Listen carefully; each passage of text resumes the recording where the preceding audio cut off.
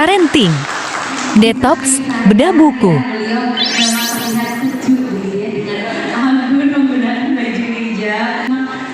Kata-katanya halus, lembut, menyejukkan begitu Ibu ya. Founder dari Bismart Thinking Skill Education, founder dari Nuha Islamic Daycare dan juga Baby School, penulis modul-modul pendidikan Islamic Fisioterapis dan konsultan keluarga, merupakan sarjana dari teknologi pertanian dan berkarir 10 tahun di bangku amalan. Ya, tahu betul ya, namanya menjadi orang tua, menjadi pengasuh itu bukan hal yang mudah dan bukan hal yang murah, betul ya. Tapi menjalani ini semuanya itu mungkin tidak mudah, tapi layak untuk dinikmati. Itu kata bukunya Mas Angga, betul ya Mas Angga ya. Tugas orang tua itu bukan hanya mengajari anak-anaknya, tapi gimana kita yang diajari oleh anak-anak, diajari oleh untuk sabar, diajari untuk banyak pengetahuan itu ya. Nanti kita akan bedah semuanya. Mas Angga penulis buku dari Parenting Detox. Salah satu hadiah terindah bagi seorang anak bukanlah mainan yang kita berikan, bukanlah uang yang kita berikan, namun adalah kesediaan kita untuk belajar. Karena saat kita belajar, kita berkesempatan untuk menghadiahi anak dengan perlakuan yang terbaik. Mengatakan bahwa dinas perpustakaan ini harusnya menjadi salah satu motor penggerak ke depan untuk membangun masyarakat yang paling dekat melalui buku, melalui literasi. Jika kita jadi orang tua, itu kita perlu rating mental kita itu perlu di level jadi manusia yang dewasa. Masalahnya dewasa itu bukan usia baru. Dewasa itu adalah kesanggupan mental. Kita punya dua usia nih, usia fisik dan usia mental. Masalahnya ini nggak berbanding lurus. Ada istilah menua tapi nggak dewasa. Ada istilah menua tapi nggak dewasa. Nah, bagaimana kita bisa mendidik anak-anak menuju jadi manusia dewasa kalau kita sebagai orang tua sendiri belum jadi manusia yang dewasa? Nah, kriteria dewasanya apa? Sanggup belajar, sanggup berpikir, sanggup peduli, sanggup kecewa, sanggup memahami anak, yang sanggup berjuang, sanggup mengambil keputusan secara mandiri dan rasional. Itu manusia disebut manusia dewasa. Tapi pintu masuknya pada itu dia dari belajar. Nah, salah satu kita bisa belajar dengan optimal selain kita ikut seminar, kita ikut kelas berarti, yaitu dengan membaca buku. Istilahnya kan buku adalah jendela dunia gitu ya. Nah, buku juga jendela hati kita untuk kita bisa lebih dapat pendalaman memahami anak kita dan seterusnya. Kenapa buku ini dinamakan Parenting Detox? Kan sekarang ini lagi marah tentang toxic parenting, toxic parents. Nah, harapannya dengan membaca buku ini kita terhindar dari jadi orang tua yang toksik ya, membersihkan, mendetox diri kita supaya nggak jadi orang tua yang toksik. Ya. Jadi keresahan saya adalah ternyata masih banyak teman-teman orang tua belum paham atau belum tahu atau belum menyadari tentang dampak atau risiko atas cara-cara yang dipakai. Karena kalau aku mukul anakku nanti risikonya apa? Suka ngancam-ngancam risikonya apa? Kalau aku suka memanipulasi anak risikonya apa? Kalau aku suka berantem di depan anak sama pasangan itu risikonya apa? Jadi banyak yang tidak tahu risikonya. Pak, anak saya kok begini-begitu ya? Pasti saya kejar dari tahun pertama ngapain aja. Dulu saya pernah begini, pernah begini. Dampaknya baru terasa nanti. Nah, jadi risiko atau dampak itu ada yang terjadi seketika, ada yang nanti 5 tahun ya sudah kasarnya muka aman, suka putus, apa ternyata mereka orang tua, ayah dan ibu sukanya berantem, todok-todokan di depan anak. Nah, itu dampak yang langsung seketika terjadi. Ya. Dampak yang belum langsung terasa apa? Ya nanti ketika anaknya jadi orang tua, bisa aja itu, bisa aja enggak. Yang namanya resiko kan bisa terjadi, bisa enggak. Tapi yang namanya parenting kan kita nggak boleh kayak gini. Udah, biarkan aja aku gini terus gitu kan. Nanti apapun yang anak, nanti kan anakku juga belajar sendiri. Ya kalau ketemu lingkungan yang baik, yang maunya semua belajar, kalau enggak. Kita belajar itu meminimalkan resiko. Resikonya ini, resikonya itu ya. Nah, itu memang saya angkat kenapa? Supaya kita jauh lebih berhati-hati. Ibaratnya seperti ini. Kalau kita jadi supir, kita berkendara di dalam mobil, semuanya orang yang kita cintai. Kita tahu kalau kita ugal-ugalan, resikonya adalah mencelakai semua orang yang dalam mobil itu orang kita cintai. Nah, harapannya dengan baca buku ini, ya, itu bisa kita lebih waspada, lebih mikir dulu sebelum bertindak. Ya. Dampaknya apa? Minimal kalau nggak tahu, cari tahu. Yang kompeten, jangan yang nggak kompeten ya. Temennya juga seringnya marah-marah ke anak gitu kan ya. Udah nggak apa-apa, marahin aja, kalau nggak itu baru nanti dapat masukan yang keliru gitu kan ya. Nah, bertanyalah yang obat, konsultasi nanti kalau psikolog atau di sini gitu kan ya. Nah, banyak kan sekarang Instagram, ya medsos segala macam memberi kita akses untuk mencari tahu juga. Jadi nggak ada alasan untuk nggak mencari tahu.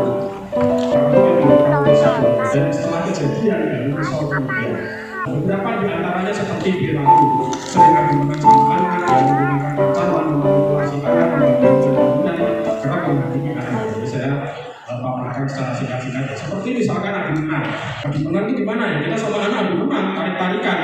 Ya kamu harus begini, kamu harus begitu. Sementara anaknya juga adu menang. Nah seringkali kan akhirnya orang tuanya yang menang karena secara otoritas, secara ini dia lebih berkuasa gitu kan ya. Nah akhirnya orang tuanya yang menang, anaknya dijajah, dipaksa, harus ikuti maunya orang tua, titik koma, nggak boleh enggak gitu kan ya. Terkait dengan pukulan, cubitan, bentakan dan sebagainya. Nah risikonya apa? Risikonya ada anak yang belajarnya juga adu menang. Biasanya ya, seringkali ketika anak masuk namanya saya sebutnya fase sok gede. Ada yang sebutnya fase egosentris ya, fase perilaku dan sebagainya. Usia 2 sampai 6 atau 7 tahun. Ini memang secara alami anak-anak akan ambilkan perilaku membangkang, keras kepala. Usia itu kenapa? Karena bibit mandiri sama bibit percaya dirinya lagi tumbuh. Anak itu dibangun satu domain di atas. Ini punya bibit mandiri, punya bibit percaya diri. Cara menumbuhkannya gimana? Dengan menguasai keadaan. Bisa naik tangga digadein nggak mau, kan? Naik eskalator berani nggak mau, kan? Karena pokoknya yang segala macam ya kan. Belum bisa pakai sepatu sendiri, masih kembali-kembali juga aku nggak mau. Ini bibit mandirinya lagi tumbuh. Disuruh lakuinnya B, supir lakuinnya A, mogok sama sekali. Itu tandanya dia punya pendirian, menentukan aku kepinginnya begini loh. Kayak dia kan nggak punya pendirian. Sekarang anaknya punya pendirian, kitanya pusing gitu kan. Nah itu kenapa kita perlu pahami dulu ada di fase ini. Nah kalau pola-pola kita sukanya adu menang sama anak, paksaan segala macam, ada risikonya.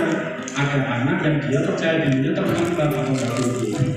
Ada anak yang menduplikasi, yang ada beda-beda. Ada anak yang menduplikasi konsep adu menang itu. Nah, dia duplikasi konsep adu menang itu sudah digunakan nanti untuk melawan kita. Jadi pas-pas ini jadi pembangkang beneran makin sulit dikelola. Ada juga anak yang dia malah jadi delman. Jadi ibu saya juga ada jadi delman. Jadi sulit ambil keputusan, mudah ragu-ragu, nggak punya pendirian di luar. Jadi gampang dipusingin sama orang lain karena saking seringnya diperlakukan menjadi delman. Ini tentu hal-hal yang nggak kita inginkan gitu. Jadi seorang delman tahu ya delman ya kalau punya kusir manapun harus ikut ya. Nah kita kepingin katanya anaknya speak up, punya pendirian, nggak gampang ikutin orang lain. Tapi kita yang dari rumah kita bujukin terus. Gimana caranya anak bisa mengambil keputusan kalau dia selalu mengikuti perintah kalau bisa. Nah, itu kenapa pola asuh perlu yang menang sama menang, nggak ada menang. Kita menang, anak menang. Caranya gimana? Banyak difasilitasi dengan belajar memilih, bersepakat dan seterusnya. Jadi anak kitanya menang karena mau pilihan kesepakatan yang kita sediakan. Ya bukan berarti terserah dia kamu mau pilih apa, bukan itu juga. Menurutnya yang kita sediakan. Anaknya juga menang, dia masih punya ruang untuk mengambil keputusan meskipun masih dalam koridor yang kita ciptakan. Asuh didik seperti apa? Mengancam misalkan. Yang ngancam-ngancam anak ya. Kalau nggak ikut bunda nanti bunda turunnya di jalan. Nanti kamu kalau nyanyi dimarahin papaku loh. Begitu papanya pulang sambil senyum-senyum lagi ya. Kalau marah-marah kan. Kalau nggak makan nanti dimarahin pak polisi. Marah-marah ini benar. Nah anak-anak itu awal mula itu belum bisa membedakan mana perilaku pura-pura, mana perilaku beneran. Jadi semuanya kadang-kadang dari beneran semua. Itu kenapa kalau kita pakai pola asuh ancaman, seringkali anak menganggap itu beneran. Kalau belum bisa membedakan ini perilaku pura-pura atau beneran, ya itu beneran semua. Akhirnya anak itu juga gampang cemas, gampang panik, gampang takut. Kalau toh nanti dia bisa membedakan mana perilaku beneran, mana perilaku pura-pura, dia udah tahu kalau orang tuanya suka bohong. Nah kalau dia tahu kalau dia terpapar sama pola asuh begini, resikonya apa? Ya ada anak juga belajar bohong. Ada juga yang akhirnya ancaman itu nggak mempan. Kalau sekarang kita sukanya pakai ancaman, anak makin gede kita mau pakai ancaman seperti apa? Kalau sekarang anak masih kecil kita sukanya pakai amarah, Nanti anaknya udah gede, kita mau pakai amarah segede apa? Gak mungkin. Suara kita aja ngelakuin segini udah salah, gitu kan? Nanti anaknya gede, kalau kita suara kita putus bisa-bisa gitu. Nah ini hal-hal yang perlu kita sadari atau pahami bahwa ada resiko atas tindakan yang kita lakukan. Selanjutnya juga ada pola asuh membanding-bandingkan. Nah, siapa yang suka seperti itu ya? Mungkin dulu kita kecil juga begini, dibandingin gitu ya. Nah, kita dibandingin sama saudara kita, dibandingin sama teman kita, atau sama orang tua kita sendiri. Atau kita sendiri suka banding-bandingin anak. Sama diri kita, apa aja dulu kayak kamu gitu kan. Dulu apa rajin, kamu sekarang malas segala macam. Kita dibandingin kayak gitu. Resikonya apa dengan pola asuh banding-bandingin? Salah satunya ada anak atau seseorang yang kalau lihat orang lain senang itu susah. Kalau lihat orang lain susah itu senang. Jadi ukuran hidupnya itu selalu tentang orang lain juga ngapain, juga sampai di mana ngelakuin apa. Dia juga tergerak berkarya berdasarkan orang lain juga ngapain. Bukan karena dorongan, karena kepingin berkarya. Tapi supaya nggak lebih jelek daripada orang lain, sehingga ketika saingannya nggak ngapa-ngapain, mungkin dia nggak ngapa-ngapain. Dan ukuran kebahagiaannya dinilai berdasarkan orang lain nggak ngapain. Itu susah sendiri ya, kita hidup dengan mindset seperti itu. Tapi mindset seperti itu bisa terbentuk kalau kita terlalu sering kemudian membanding-bandingkan anak. Padahal banyak cara lain. Seperti yang begitu, tulis kalau mau bandingkan sama orang lain, sama diri anak sendiri. Ketika dia mau melakukan sesuatu yang menurut kita oke. Misalkan dia ngerjain sesuatu yang sulit, lalu dia nyerah, aku gak mau, susah banget pun segala macam. Nah, karena kita kesel juga udah mentok gitu ya, akhirnya kita banding-banding kamu loh, kayak temanmu loh, dia rajin banget segala macam. Kan banyak hal yang bisa kita angkat dari dirinya sendiri sebetulnya. Contoh misalkan ketika udah emosinya udah beres, kira-kira baru kita ceritain jawab ke kamu ingat ya, dulu mungkin kamu gak ingat selalu dia ingat dulu waktu kamu kecil dia jalan, kamu tuh jatuh bangun gitu kan, jatuh bangun lagi, akhirnya sampai lama-lama bisa. Ternyata kalau kita latihan terus kita bisa ya kan. Nah, itu kita angkat dalam tesis seperti itu. Kita membandingin jangan sama orang lain tadi sama. Nggak mungkin anak nggak ngelakuin sesuatu yang oke, pasti pernah orang-orang di mana dia ngalamin yang namanya bisa berhasil dan sebagainya. Nah justru kita diangkat supaya anak merasa bahwa dia bisa pola komunikasi. Yang lain adalah pola komunikasi seperti misalkan dengan ibu anak selalu lihat anakku salah terus ya, kurangnya terus ya, nggak becusnya terus ya, itu ulang-ulang gitu ya. Apalagi disertai dengan pelampiasan emosi, dengan amarah, sindiran, kritikan tajam dan seterusnya. Nah ini akhirnya ada resikonya, ada anak yang dia merasa dirinya nggak cukup di mata orang tua. Aku termasuk tidak pernah cukup di mata orang tua aku. Sehingga timbul perasaan seperti perasaan nggak diinginkan, perasaan nggak dianggap penting, perasaan nggak diakui, perasaan nggak diterima. Ini bisa muncul dari anak. Ketika dia sering melihat salahnya orang lain yang susah. Apalagi kemudian ada anak frustasi, merasa frustasi menyalurkan frustasinya dengan cara-cara yang ngaco. Karena sering dianggap nggak penting di rumah, akhirnya kepingin dianggap penting di luar. Nah biasanya terjadi di anak-anak usia remaja dipaksa sok penting. Ada paksa sok gede, ada paksa sok penting.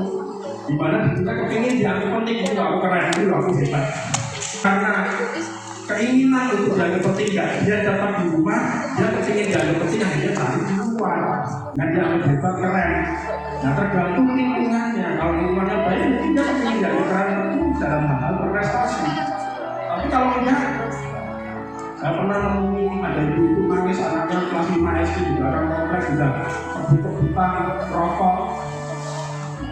Karena kepingin dianggap penting, wah bisa merokok keren ya, hebat segala macam. Rokok ternyata pola asuh di rumah ya, itu terutama waktu itu ayahnya terus sekali istrinya marah-marah. Pulang rumah langsung nanya jawab, kamu sih ada kerja itu, langsung tonjok anaknya segala macam. Dia tidak mendapatkan kebutuhan itu di rumah, sehingga dia mencarinya di luar. Ini hal-hal yang tentu perlu kita pada juga. Kemudian ada anak yang enggak, yang bekerja sama orang tuanya. Kenapa? Karena setiap kali ketemu orang tuanya sensasinya itu enggak nikmat. Kita aja ketemu seseorang, ada 5 orang nih, kita pasti punya sensasi rasa sama masing-masing orang. Sama si ini enak diceritakan. Sama si ini saya difakir. Sama si ini supaya ngeluh terus ya. Sama si ini, jadi kita punya sensasi rasa sama masing-masing orang. Anak-anak juga bisa, dia punya sensasi rasa sama ibunya itu kalau berrelasi seperti apa, kalau sama ayahnya berhubungan seperti apa. Nah, sensasi rasa ini yang membuat anak, apakah dia akan merasa nyaman dengan dirinya sendiri kan ketika sedang bersama orang tuanya. Ketika enggak, ya dia malas bekerja sama. Begitu dengar suara orang tuanya kan mau ngapain ini kan. Baru dengar namanya dipanggil, Anda sini, ceramahin apa? Padahal mau dikasih uang 1 gitu kan. Karena pengalaman sebelumnya sudah mengatakan bahwa biasanya aku digini. Dan ini tentu gak enak ya. Dia menghindar menutup diri. Padahal satu rumah, tapi ketemu di kamar. Akhirnya kalau sekarang temennya gadget, kalau anak-anak dulu keluar sama teman-temannya. Ya. Anak sekarang kayaknya di rumah dekat, tapi bergaulnya kemana-mana, chatting sama siapa. Kemudian ada anak yang merasa rendah diri, merasa dirinya nggak layak, merasa dirinya nggak kompeten, nggak mampuan, nggak bisa. Karena anak belajar melihat ke dalam dirinya sendiri dari cara kita melihat dia. Nah, kalau kita sering melihatnya salahnya, kurangnya, becusnya, itu juga yang dia lihat dalam dirinya bahwa dia bukan orang yang becus. Ini hal-hal yang perlu kita hindari. Padahal banyak hal yang bisa kita lakukan. Salah satunya misalkan coba ke anak itu bagaimana sih kita kagumi dia. Sesalah-salahnya manusia ada sisi baiknya, sebaik-baiknya manusia ada sisi salahnya. Kita mau lihat yang mana? Itu kan pilihan kita. Kalau yang kita lihat salahnya kurangnya, kita mesti kesel sendiri. Gak mungkin enggak. Saya doanya kesel ya sama anak saya. Baru kalau rumah ketemu tuh udah bete doanya. Karena cara kita melihat, persepsi kita itu mempengaruhi perasaan kita. Kalau kita sering terjebak sama emosi yang sama, di situasi yang sama terus-menerus, coba dicek, jangan persepsi kita melihat sesuatu yang salah. Contoh, ya misalnya kakak adik berantem, ya. Kita menilainya sebagai masalah, kita mesti kesal. Kenapa sih gitu aja nggak bisa aku? Kenapa sih berantem? Karena kita memilih melihatnya dari sisi masalah. Padahal dari sisi lain apa? Berantem apa? Sisi lainnya apa? Kesempatan belajar apa kalau berantem? Belajar berrelasi. Sengketa itu bagian dari belajar berrelasi. Karena anak kita nanti mau tinggal dimanapun, berprofesi apapun, ngadepin sengketa enggak? Gak mungkin enggak kan? Belajarnya kapan? Ya sekarang, waktu kecil. Tinggal kita arahkan di mana sengketa yang adil dan aman. Belajar menyelesaikan masalah, belajar sepakat untuk nggak sepakat, belajar untuk memahami kepentingan orang lain kan ada di sengketa semua itu. Nah, kita mau lihatnya dari sisi mana, itu tergantung kita. Anak lupain sesuatu, kita udah dibawa berarti aku sembarang macam kita emosi dulu. Karena kita menilainya bahwa itu masalah. Dalam kesempatan belajar apa? Tanggung jawab, belajar dari situ. Belajar apa? Belajar hati-hati, belajar keterampilan motorik, belajar cara pegangnya dan seterusnya. Jadi tergantung kita melihatnya dari sisi mana. Itu bisa mengambil perasaan kita terhadap anak kita. Jadi coba karena itu kita akan lihat hal-hal baik yang dia lakukan sekecil apapun hal baik itu. Lihat itu. Dan perlu dikuatkan dengan apresiasi. Apresiasi jangan berlebihan. Kalau usah kamu cantik, kamu hebat, kamu ganteng, kamu pintar, gak begitu. Energi kita, ekspresi kita, ucapan terima kasih loh, udah cukup. Makasih ya kak, tadi udah bantu bunda bawa belanjaan, untung ada kamu. Walaupun yang dia bawa cuma saya bring ini ya. Dalam hati kita kesel juga ya, cuma dikit doang, banyak ya belanjaan dia ya. Tapi dia bawa dikit aja kita apresiasi. Tinggal nanti kita lain kali bawa yang lebih banyak ya. Mungkin hasilnya jelek tapi dia mau usaha, mau coba, mau latihan, apresiasi. Makasih ya kak, udah mau latihan dan mau coba, udah mau usaha. Kamu aja gitu. Makasih ya kak, tadi udah mau bantu lakukan itu apa yang lakukan itu ada kamu. Yang itu lakukan dengan tulus dan harga sehingga anak merasa bahwa ternyata aku diterima, dianggap penting secara konkret Dan dia kayak punya sensasi nikmat ketika berurusan sama kita. Sehingga ketika diajak melakukan sesuatu dia langsung udah kayak ada apa ya, getarannya dulu gitu ya. Enak nih sama benda ya. Dan itu bisa membantu anak, mendorong anak untuk melakukan hal baik itu terulang lagi nanti. Sampai akhirnya tumbuh jadi habit atau kebiasaan, atau dia kepingin berusaha lebih baik lagi. Karena manusia secara default itu suka yang namanya rasa nikmat. Jangankan anak ibu juga, bapak juga. Misalkan masak nih ya, lalu suaminya, waduh makasih ya udah dimasakin, masakannya enak banget ya. Dalam hati gimana dalam hati? Wah, besok aku masakin lagi. Wah, ada rasa baru, aku belajar, kepingin lebih baik, improve. Dan anak-anak juga bisa seperti itu. Kita kepingin anak kita berusaha lebih baik, tapi yang sudah kita lihat sangat kurangnya. Coba kita udah masak moyo-moyo gimana ya, ini aja enggak. Apalagi ini lagi, masakin lagi. Mama itu memang istri yang paling setia. Saking setianya masakannya itu aja. Kira-kira dongkolnya kita ya kan. Borong-borong bisa belajar sih kan. Masalahnya itu malas. Dan itu juga bisa terjadi sama anak kita. Jadi kalau kita ingin anak berusaha lebih baik, itu dalam baik itu yang support. Yang kita enggak itu nanti ada. Yang baik-baik kita masih ada. Pulang sekolah juga katanya, Pak aku dapat berapa? Yang dua udah bisa kenapa? Temannya udah les. Dan sambutannya sama kurangnya ini yang perlu kita biasakan untuk itu. Tapi kalau seperti itu nanti anak kita juga punya kita seperti itu. Dan dia dari kita ya salah yang kurang seperti ini. Kita ditanya-tanya sama ayahnya yang lain, sama yang lain. Jadi hal-hal yang perlu kita pahami.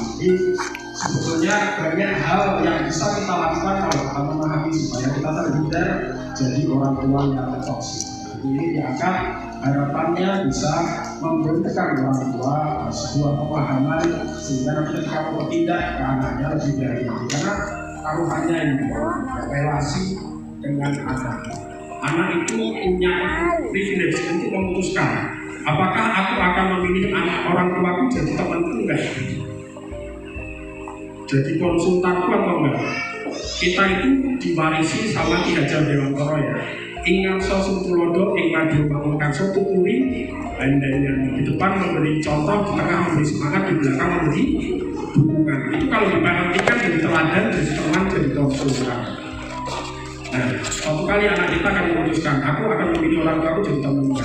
Temanku apa? Tempat curhat, tempat berkeluh kesah, tempat untuk bercerita banyak hal. Itu kalau kita nggak dipilih anak jadi temannya dia, maka kemungkinan besar kita juga nggak akan dipilih anak jadi konsultannya. Konsultan itu apa? Tempat anak bertanya, kamus hidupnya anak. Untuk anak bertanya tentang apapun masalah yang dihadapi, solusi apa, dan hal-hal yang nggak dia ketahui.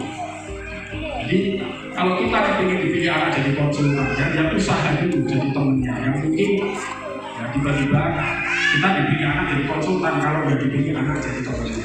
Dan jadi tujuannya juga kita belajar parenting ya, itu supaya perilaku kita nggak toksik. Karena kalau kita udah toksik, kita pasti nggak dipilih anak jadi temannya dia. Kalau kita nggak dipilih anak jadi temannya dia, udah pasti nggak dipilih anak jadi konsultannya. Kalau anak yang pilih kita jadi teman dan jadi konsultan, yang udah pasti anak akan cari yang lain di luar sana untuk jadi temannya, jadi konsultannya. Nah, ya kalau yang dia pilih pakainya, bukannya orang yang kita kenal, yang mungkin kompeten juga untuk jawab segala hal. Kalau enggak, nah itu jadi kandungan kita bersama. Nah, jawabanku itu ya yang bisa saya sampaikan, mudah-mudahan bermanfaat. Kita lanjut ke berikutnya untuk dilanjutkan oleh kalian. Terima kasih semua. Wassalamualaikum warahmatullahi wabarakatuh. Waalaikumsalam warahmatullahi wabarakatuh. Begitu luar biasa ya insight atau pandangan yang bisa kita dengarkan dari apa yang sudah dipaparkan Mas Angga. Dan tentunya kalau kata Farel gitu ya, kita ojo dibanding-banding game ya kalau punya